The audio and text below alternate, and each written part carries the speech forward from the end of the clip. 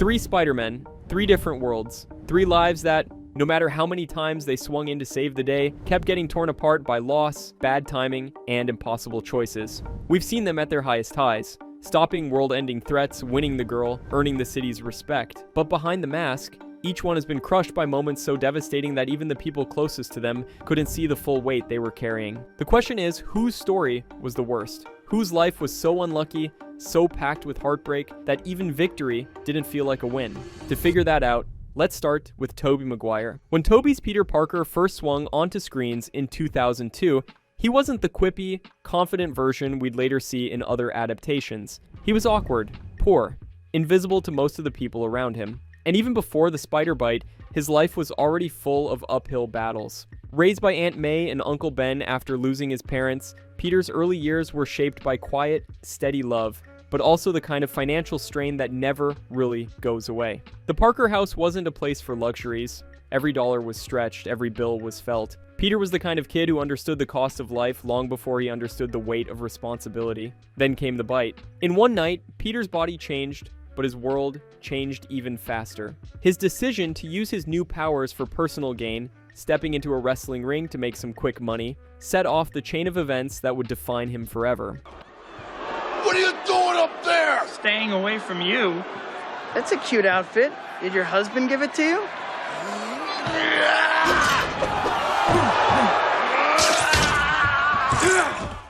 Uncle Ben's murder wasn't just a tragedy, it was a direct consequence of Peter's own selfish choice to let a criminal walk away moments earlier. That guilt became the anchor around his neck for the rest of the trilogy. From then on, Peter's life became a balancing act that never tilted in his favor. As Spider-Man, he saved the city from supervillains like the Green Goblin, Dr. Octopus, Sandman, and Venom. But every victory came with a personal loss. He couldn't keep a steady job without disappearing mid-shift.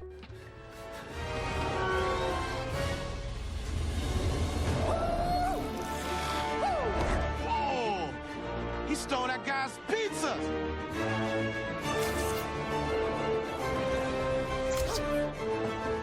He missed classes, bombed exams, and risked failing out of college because responsibility always pulled him away. Even when he did well in school, there was no reward and just exhaustion. Mary Jane Watson was the person Peter loved most, but every time he tried to be with her, Spider-Man got in the way. He left her standing in the rain at the end of the first movie because he couldn't risk her safety. And when he finally confessed his feelings, villains like Doc Ock and Harry Osborn used her as leverage. Speaking of Harry, that friendship was another wound. The boy who Peter grew up with became one of his greatest enemies, poisoned by his father's legacy, and convinced that Spider-Man had killed him. You swore to make Spider-Man pay. Now make him pay. Pete's my best friend. And I'm your father. You're weak. Avenge me. Avenge me! No! The rift between them lasted years, turning every interaction into a tense standoff between loyalty and vengeance. Even when they finally reconciled in Spider-Man 3, it came at the cost of Harry's life. Financially, things never improved for Tobey's Peter. He was constantly broke, dodging eviction notices, scraping together rent money for a crumbling apartment. Hi. Hi. What's hi? Can I spend it? I have a paycheck due this week, and You're a month late again. Again? I promise as soon as I... If promises were crackers, my daughter would be fat. I'm really sorry, Mr. Dickovich. You know, all I got is this 20 to the rest of the week. Sorry doesn't pay the rent. And don't try to sneak past me. I have ears like a cat and eyes like a rodent. While other heroes lived in mansions or got funding from billionaires, Peter Parker was choosing between paying his landlord and buying more web fluid. And through all of this, there was no safety net, no Tony Stark mentorship, no multiversal brothers to back him up. Just Peter, alone, underpaid, overworked, and carrying the weight of every mistake he'd ever made. Even the trilogy's ending didn't give him closure. He and Mary Jane were together, but not happy. The final scene leaves them sitting in silence, both knowing the cost of their love, both unsure if the future could ever be brighter than the past. If Tobey's Peter was weighed down by the constant grind, Andrew Garfield's Peter Parker lived in the shadow of a single brutal truth. His life could change forever in an instant, and not for the better. Before the spider bite, his story was already painted in loss. His parents, Richard and Mary Parker, vanished when he was just a boy. leaving him with questions that would never get clear answers. Aunt May and Uncle Ben became his world, but there was always that undercurrent of abandonment, that ache of knowing his real family was gone without explanation. Then came the bite. Andrew's Peter didn't stumble into his powers, he was chasing them. His natural curiosity and brilliance led him straight to Oscorp, where he was exposed to the genetically altered spider that rewrote his DNA.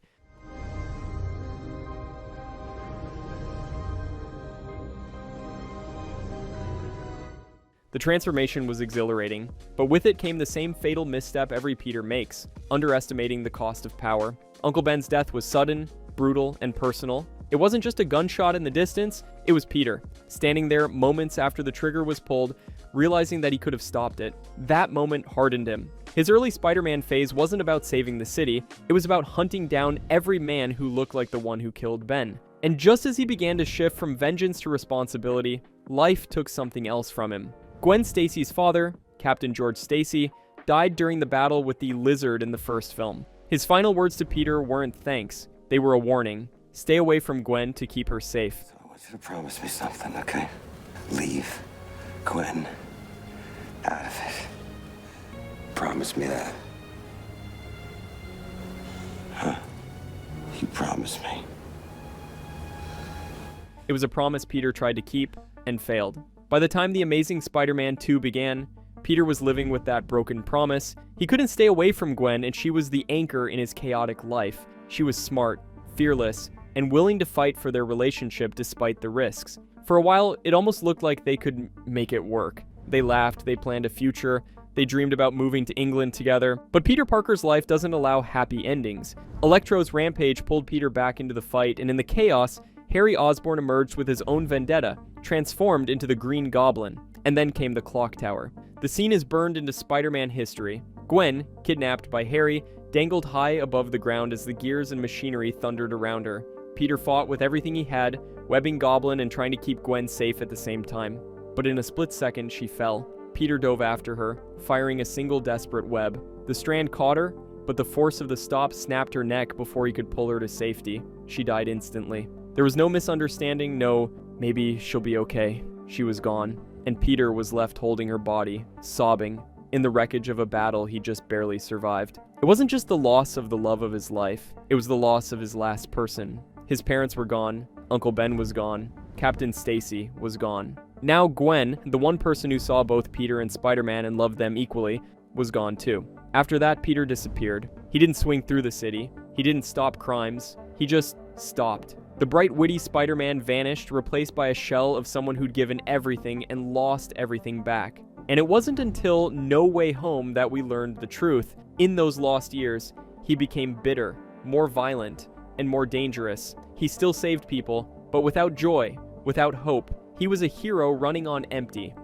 I carried on, tried to keep going, try to keep being the friendly neighborhood Spider-Man, because I know that's what she would have wanted, but at some point, I stopped pulling my punches. I got rageful. And that's why Andrew's Spider-Man hits differently. His tragedy isn't the slow erosion of a life like Tobey's, it's the kind of trauma that freezes you in place. A single moment replayed in your head every day that rewrites who you are. He didn't just lose Gwen, he lost the part of himself that believed being Spider-Man could ever make his life better. But Tom Holland's Spider-Man? His story isn't about one loss or even a string of them. It's about choosing to lose everything, giving up more than either of the others ever had to, not because he wanted to, but because it was the only way to save the people he loved. What? They're coming here because of me, right? Because I'm Peter Parker? So cast a new spell. But this time make everyone forget who Peter Parker is. Make everyone forget. Me. No. But it would work, right? Yeah, it would work. But you gotta understand, that would mean that everyone who knows and loves you, we'd have no memory of you. It would be as though you never existed. I know. Do it. And that choice would leave him with nothing. When Tom Holland's Peter Parker swung into the MCU, he didn't start his journey alone in a wrestling ring or on the streets of New York. He started on the Avengers side of a civil war, handpicked by Tony Stark, outfitted with tech way beyond his years, and given a front row seat to some of the biggest battles in superhero history. He was the wide-eyed kid living his dream. And for a while, it really was a dream. He had the mentorship of Iron Man, the thrill of swinging between skyscrapers in a suit worth more than his aunt's entire apartment, and the kind of validation neither Tobey's nor Andrew's Spider-Man ever had at his age. He was Spider-Man before he even knew who Peter Parker was supposed to be. But dreams don't last long in this universe. The first cracks came in Infinity War. Peter wasn't just helping friendly neighborhood civilians anymore. He was beamed into space aboard an alien ship, fighting alongside Iron Man, Doctor Strange, and the Guardians of the Galaxy to stop Thanos. They came closer than anyone to beating him, but failed. And when Thanos snapped his fingers, Peter felt it before he understood it. The dizzying weakness, the panic in his voice as he grabbed onto Tony and said, "I don't feel so good." I don't feel so good.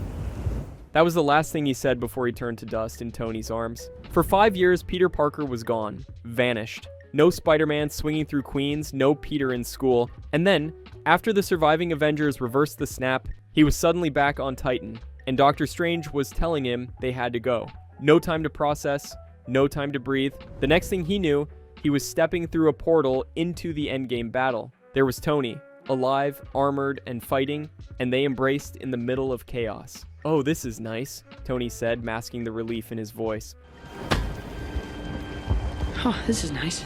They fought hard, Peter even activating the Iron Spider suit's instant kill mode to protect the Infinity Gauntlet. But by the end of the battle,